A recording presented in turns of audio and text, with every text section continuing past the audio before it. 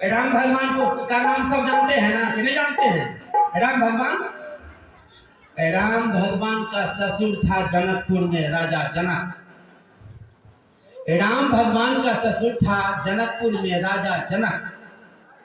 एक दिन राजा जनक रात में भोजन करके पलंग पर विश्राम करने के लिए आए। ध्यान दीजिए, एक दिन राजा जनक भोजन करके रात में पलंग पर विश्राम करने के लिए आए। सो गए, दोनों आंखें बंद हुआ, तीसरा आंखें खुला, राजा निकल गया शरीर से। हंसा को क्या हुआ सो जानिए। सपना अवस्था में चला गया।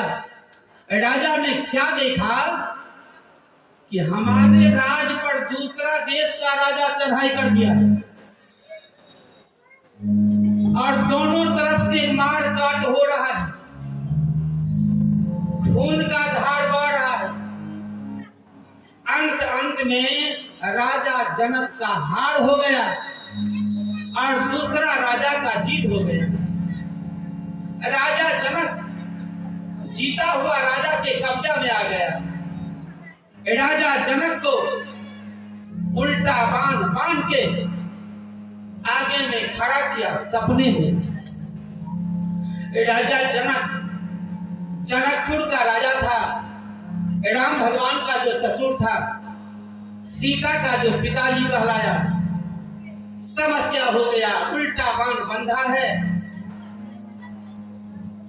जो राजा जीता था उनका कहना हुआ,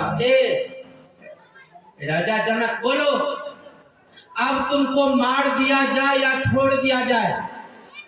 अब तो तुमको न कोई सिपाही है न प्रजा है, राज तो हमारा है ना।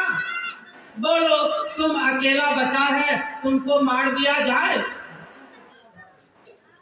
श्रोतागण, तो यह बात निश्चित है, संसार में हर एक इंसान को सबसे अधिक प्यार अपना जान से होता है। राजा जनक व्याकुल होकर के कहा, जो हमारे जान को बख्श दीजिए, मारिए मत।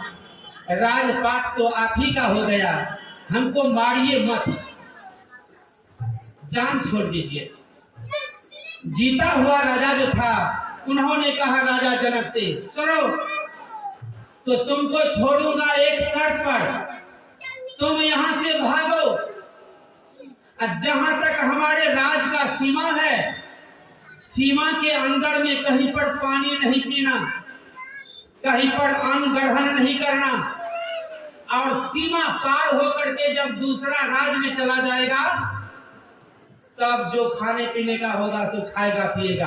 और नहीं, अगर हमारे राज सीमा के अंदर में कहीं एक चुरू पानी भी पी लिया तो तुम्हें मार दिया जाएगा।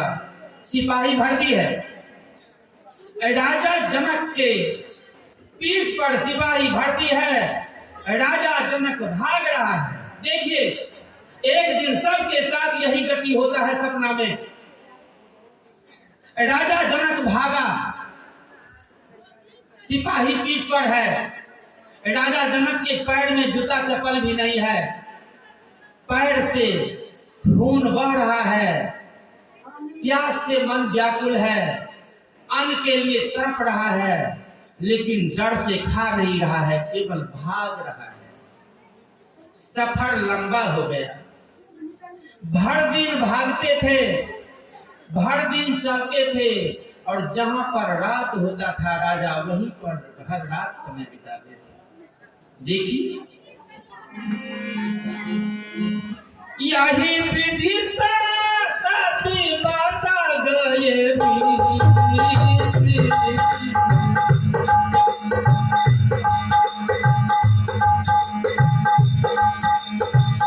यही विधि से बासा गए,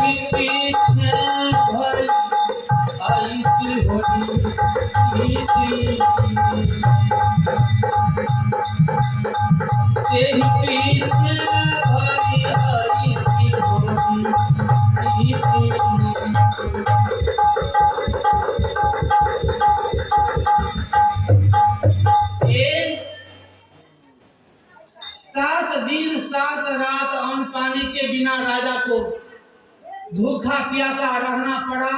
भर दिन चलते थे, रात में कहीं पर सोते थे। 7 दिन के बाद राज सीमा का पार हो गया। उस पार सिपाही लौट गया, राजा चला गया दूसरा देश। राजा भूख प्यास से तड़प रहा था। राजा चाह रहा था कि कोई खाने पीने के लिए दे दे। राजा जनक एक मसोमात कानून के यहाँ कानूनिया था, उनके यहाँ जाकर ठहरा। जैसे तैसे पानी पिया और नगर में घूम करके कुछ मांग करके खाना चाहा। जनकपुर का राजा, लेकिन दरदर का ठोगा, कुछ मिल नहीं रहा था। लोग से मांग कर चावल लिया, दाल लिया, तरकारी लिया, किसी से बर्तन लिया।